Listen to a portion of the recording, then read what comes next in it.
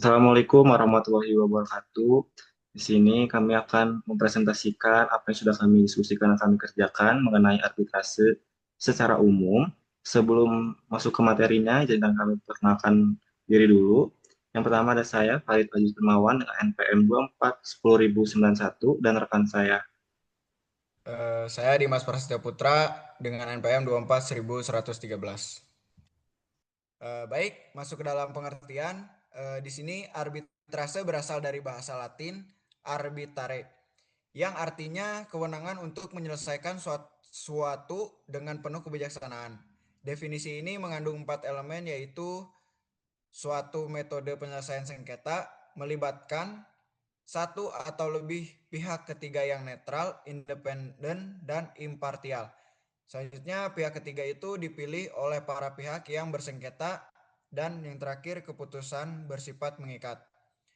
Selanjutnya, adapun pasal 1 ayat 1 Undang-Undang Republik Indonesia Nomor 30 Tahun 1999 tentang arbitrase dan alternatif penyelesaian sengketa menegaskan bahwa yang dimaksud dengan arbitrase adalah cara penyelesaian sengketa perdata di luar peradilan umum yang didasarkan pada perjanjian arbitrase yang dibuat secara tertulis oleh pihak yang bersengketa. Selanjutnya, berdasarkan pengertian tersebut, pada dasarnya dapat disimpulkan bahwa unsur-unsur arbitrase sebagai berikut. Yang pertama, cara penyelesaian sengketa secara privat atau di luar pengadilan. Selanjutnya, atas dasar perjanjian tertulis dari para pihak dan untuk mengantisipasi sengketa yang mungkin terjadi atau yang sudah terjadi. Dan selanjutnya, dengan melibatkan pihak ketiga, arbiter atau wasit yang berwenang mengambil keputusan, dan yang terakhir sifat putusannya final dan mengikat.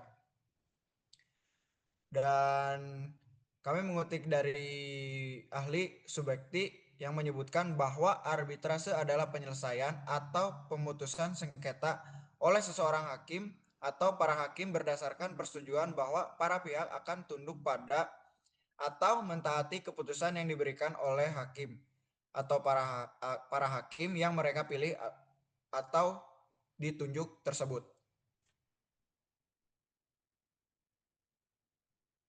Kemudian di sini ada perbedaan antara lembaga arbitrase dan lembaga peradilan. Yang pertama dari segi sifatnya, litigasi itu terbuka untuk umum, sedangkan arbitrase itu tertutup untuk umum. Kemudian ada hasil putusannya, dalam litigasi itu memungkinkan untuk diajukan upaya hukum seperti banding atau kasasi. Kalau arbitrasi itu final dan mengikat, tidak dapat diajukan upaya hukum. Dalam segi prosedurnya, litigasi ini bersifatnya lebih formal, sedangkan arbitrasi itu agak formal dan cenderung lebih fleksibel. Kemudian dalam yang mengaturnya, litigasi ini dipimpin oleh hakim, sedangkan arbitrasi ini dilakukan oleh arbiter yang dipilih oleh para pihak yang bersengketa. Next.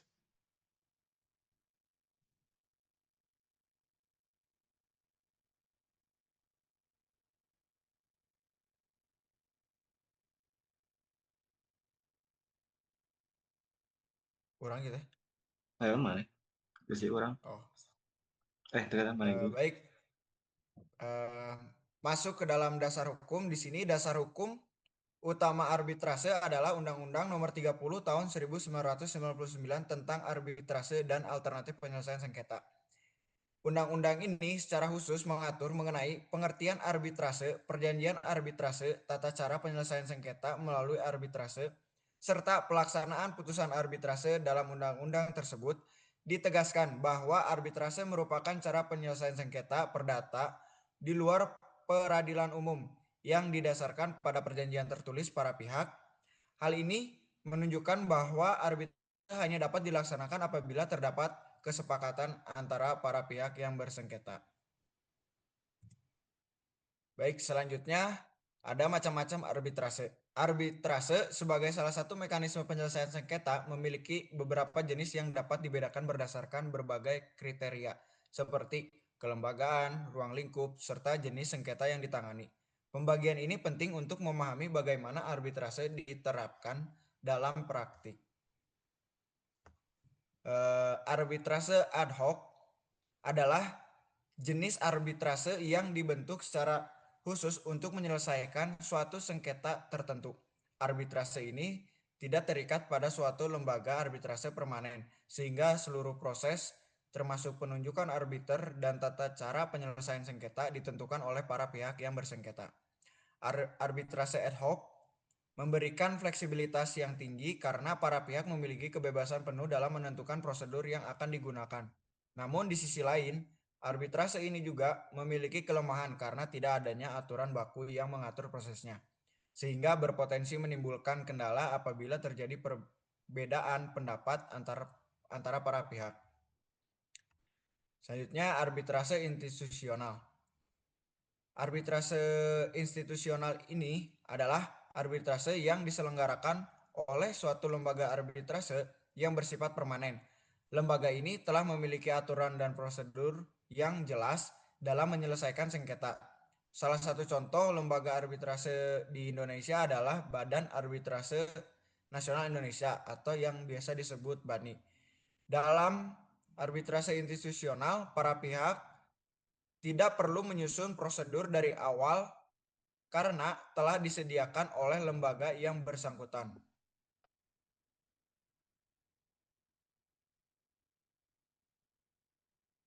Kemudian ada perkembangan arbitrase. Perkembangan arbitrase di Indonesia ini telah mengalami kemajuan yang signifikan sejak masa kolonial Belanda.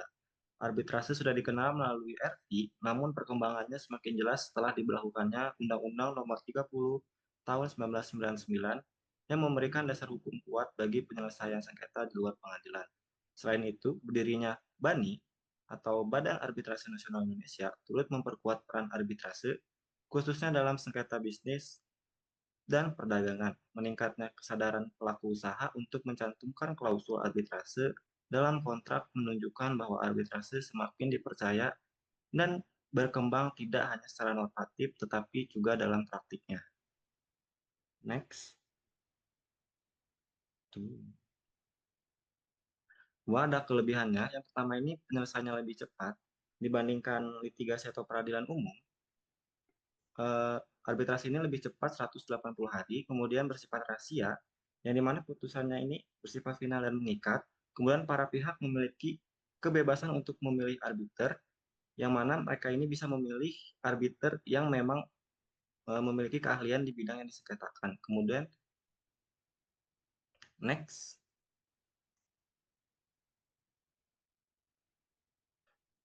yaitu ada kekurangan. Yang pertama biayanya relatif tinggi, walaupun ini termasuk dalam kelebihan karena dia dapat meringankan di bagian penasihat hukum ya. Kemudian tidak ada upaya hukum, ya seperti tidak bisa diajukan banding, kasasi, atau upaya hukum lainnya. Kemudian tergantung pada kesepakatan para pihak.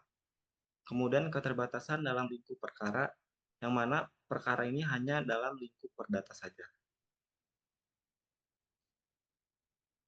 Kemudian yang terakhir adalah kesimpulan, arbitrase merupakan salah satu bentuk penyelesaian sengketa di luar pengadilan yang didasarkan pada kesepakatan para pihak dan dilakukan dengan bantuan arbiter sebagai pihak ketiga yang netral. Arbitrase memiliki keunggulan dibandingkan penyelesaian melalui pengadilan karena prosesnya lebih cepat, fleksibel, bersifat rahasia, serta menghasilkan putusan yang final dan mengikat.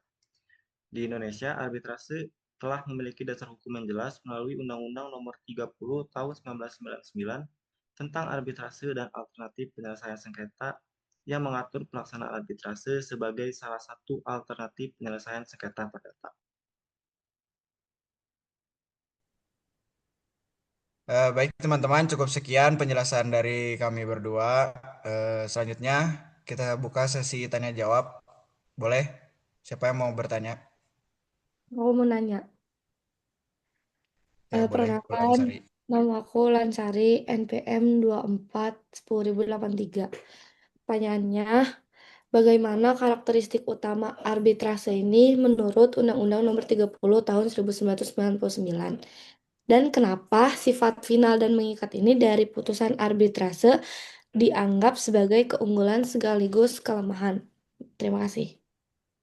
Oke, baik. Terima kasih Ulan pertanyaannya. Kita tampung dulu ya. Boleh?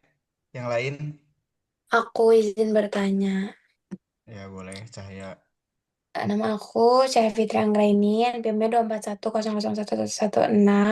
Mau tanya bagaimana perkembangan arbitrase di Indonesia mencerminkan pergeseran paradigma dalam penyelesaian sengketa perdata. Terima kasih. Oke, makasih Cahya pertanyaannya. Kita tampung lagi. Boleh selanjutnya?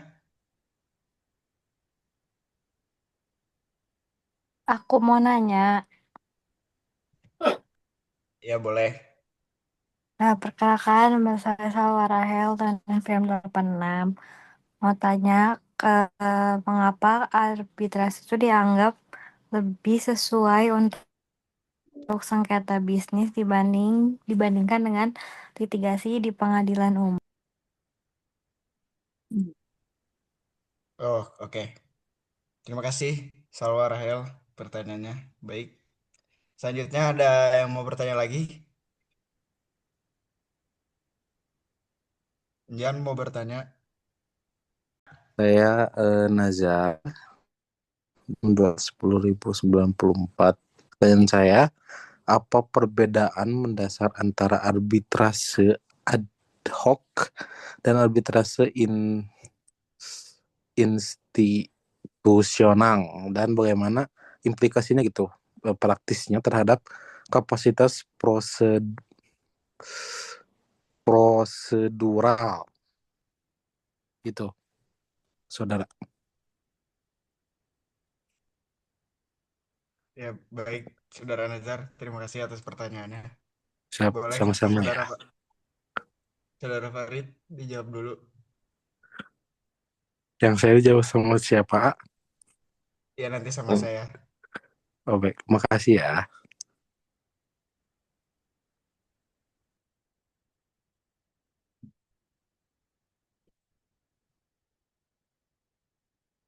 Baik, di sini saya mau jawab pertanyaan dari Wulan Sari.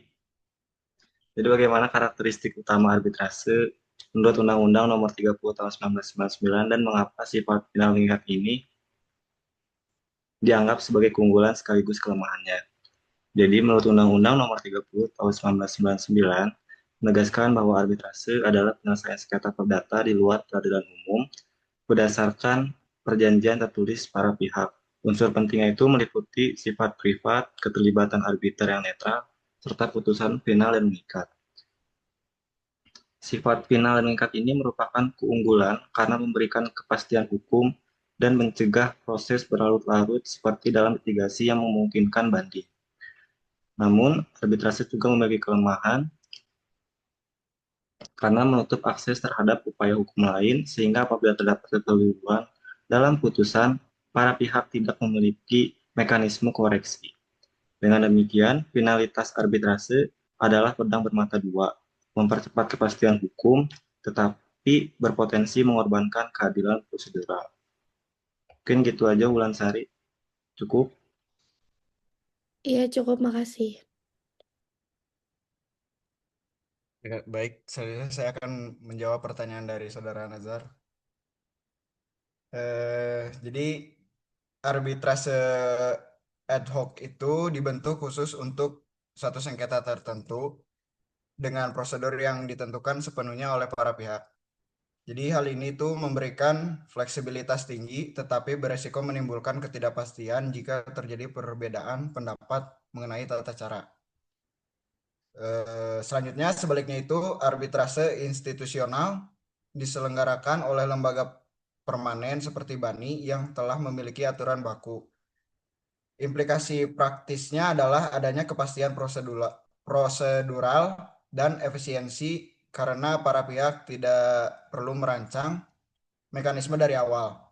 Jadi dengan demikian arbitrase institusional itu lebih menjamin konsistensi dan mengurangi potensi konflik prosedural meskipun mengurangi kebebasan penuh para pihak.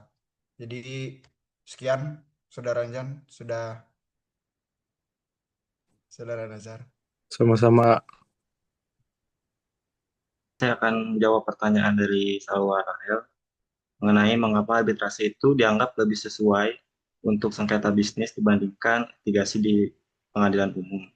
Jadi, sengketa bisnis ini karena itu memiliki beberapa alasan. Yang pertama itu kerahasiaannya. Karena proses arbitrase ini bersifat tertutup, sehingga menjaga reputasi dan informasi bisnis yang bersifat sensitif. Kemudian yang kedua itu kecepatannya, karena prosesnya itu lebih cepat dibandingkan litigasi yang panjang. Kemudian ada fleksibilitas, para pihak dapat memilih arbiter dengan keahlian khusus di bidang bisnisnya. Dan yang terakhir itu ada finalitas, yaitu putusan arbitrase tidak dapat diajukan banding, sehingga memberikan kepastian hukum bagi pelaku usaha. Mungkin segitu aja, Salwa. Apakah terjawab? Udah terjawab, makasih. Sama-sama. Baik, selanjutnya untuk pertanyaan terakhir dari Cahya Fitri. Eh, saya akan menjawab. Jadi sejak masa kolonial Belanda itu, arbitrase telah dikenal melalui Reglemen Acara Perdata atau biasa disebut RV. Namun perkembangan signifikan terjadi setelah lahirnya Undang-Undang Nomor 30 Tahun 1999 yang memberikan dasar hukum kuat bagi arbitrase. Selain itu, berdirinya BANI juga memperkuat posisi arbitrase dalam sengketa bisnis. Selanjutnya, perkembangan ini mencerminkan pergeseran paradigma dari litigasi formal di pengadilan menuju penyelesaian sengketa alternatif. Jadi yang lebih efisien dan sesuai dengan kebutuhan dunia usaha. Hal ini menunjukkan bahwa sistem hukum Indonesia semakin mengakui pentingnya mekanisme privat dalam menjaga stabilitas hubungan bisnis. Jadi seperti itu, Cahya. Apa sudah jelas? Sudah, terima kasih Dimas. Ya, baik. Terima kasih untuk partisipasinya yang sudah mendengarkan dan yang sudah memperhatikan dari penjelasan kami di awal tentang arbitrase secara umum dan yang sudah bertanya. Terima kasih banyak. Mohon maaf bila ada salah kata dalam penyampaian atau mungkin jawaban yang kami berikan kurang memuaskan. Mohon dimaklumkan. Terima kasih. Assalamualaikum warahmatullahi wabarakatuh.